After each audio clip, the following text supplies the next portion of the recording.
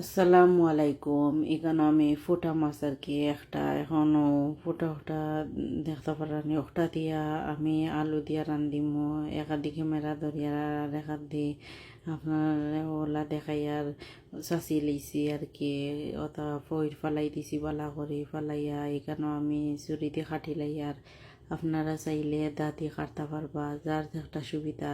আমি কইতে আর ভিডিও করতাম এখন ও স্ট্যান্ডও থইছি তুইয়া কইতে আর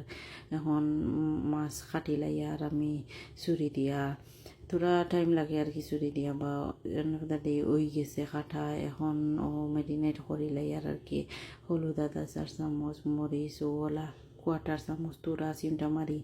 দিয়া আর লবণ ওলা তোরা চিমটা মারি দিয়া এখনও মাখাই লাইছি মাখাইয়া ফ্রাইং পানও থই দিছি বিরান করিয়ার আর কি ওলা 6-7 মিনিট হইব আমি করিয়া দিছিলাম করা দিয়া কই সারা চিত্রি যাইব এখনও 6-7 মিনিট বাদে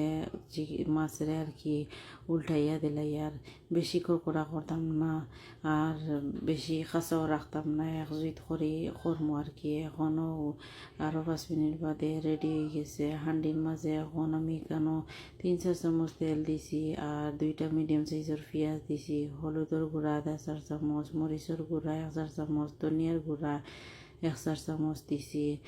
আর রাঁধুনি পাঁচফোড়ন 1/4 চামচ দিছি দিয়া একলাড়া মারিয়া আর 2-3 চামচ পানি দিছি দিয়া এখানো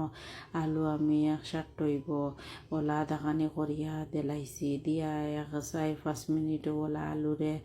বুনিছি আর কি বুনিয়া এখানো আমি কাপে 3 কাপের মতো হইব পানি দিলাইছি